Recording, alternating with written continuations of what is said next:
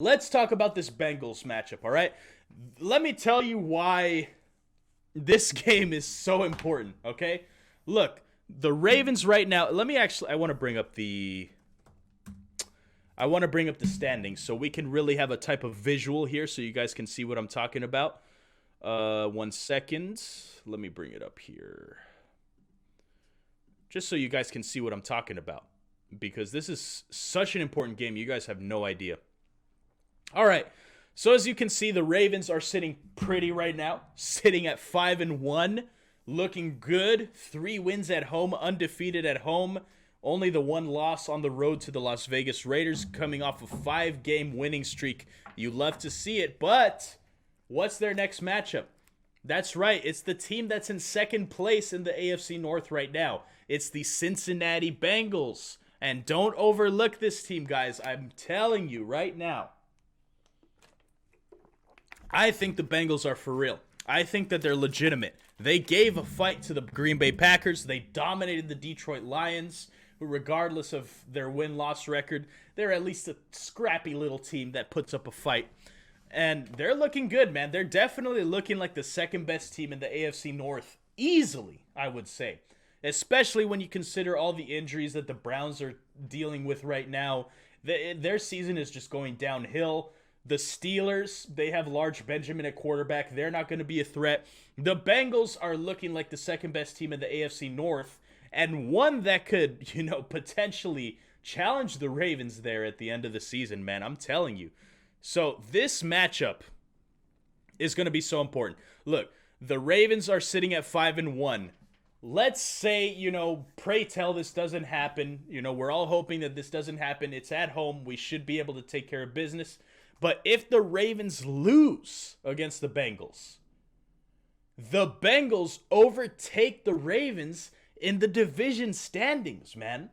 Because the Bengals go up to 5-2. The Ravens also go to 5-2, but guess what? Because of the tiebreakers, because the Bengals won the head-to-head matchup, they jump right over. They take over first place in the AFC North, man.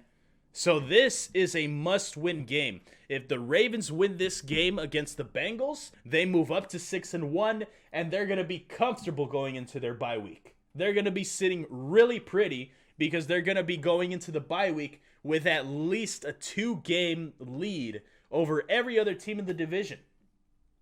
Let's say the Bengals lose, they move down to 4-3. Somehow the Browns, despite all their injuries, pull off that win against the Broncos. And the Steelers, I don't even know who they play. Let me check really quick. Because I am curious to follow what's going on here. They got are they on their bye week? Yeah, okay.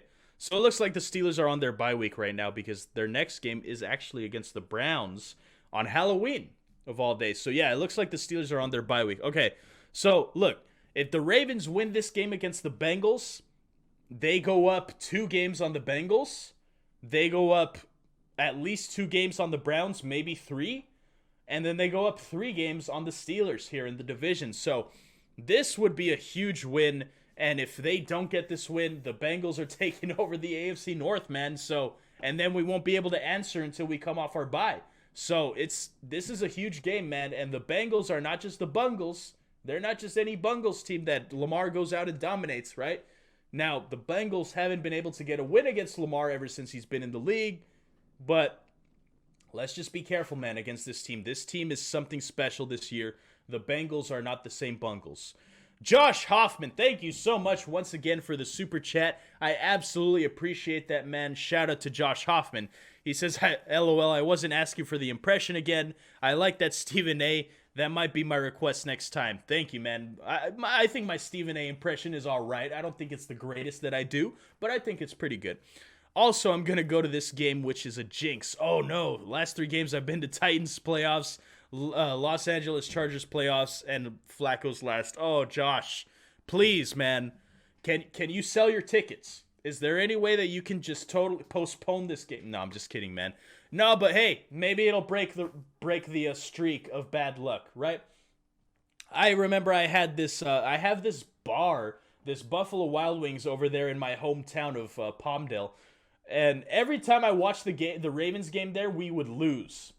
And there was only one game that we've ever won when I watched the game there. Every single time that I would go to that specific bar, we would lose. Every single time without fail. It's crazy. And it's funny because that's actually where I watched the Raiders game in week 1. So in a way, it was my fault for going to that damn cursed bar where we always lose every single time I watch it there. But regardless, the one time that we won was against the San Francisco 49ers. It was that game in Lamar's MVP season in 2019. So I thought the curse was broken. Obviously it wasn't. It was just that Lamar was just not letting the curse happen there. But unfortunately, I watched the Raiders game in week 1 there. It's my fault that we lost. It really is. But Josh, hopefully you break the curse, man, because we need this win. This is extremely important. We need to get this W, man, because we need to take that lead in the AFC North. But Josh, thank you once again for the super chat and your donation. All right, man. Well, so that's the importance of this game, man. This is not an easy game. Look, Joe Burrow, now, one thing that we got to take into account, his throat. He's not going to be able to, call the audibles. He's not going to be as heard. He's going to have to do silent counts like Mills was talking about. So that could be a big factor in this game that we're not really considering when you talk about matchups and that type of stuff. But aside from that, I mean, Jamar Chase has been phenomenal. T. Higgins kind of dealing with a little bit of an injury, so we don't really know if he's going to play. They got Joe Mixon in the backfield. They got Tyler Boyd. We all remember Tyler Boyd, right? I'm not going to bring up the terrible memories with Tyler Boyd. But they got a legitimate offense. Now, their defense, I still think it's about average, but it's good, though. It's good enough, So if the Ravens cannot come out here slow, they got to come out once again like they did against the Chargers, and they got to come out swinging, man. We can't just wait until the fourth quarter for the offense to wake up like we did against the Colts. It just can't happen. The Ravens got to come out hot, and they got to come out and try to get that dub.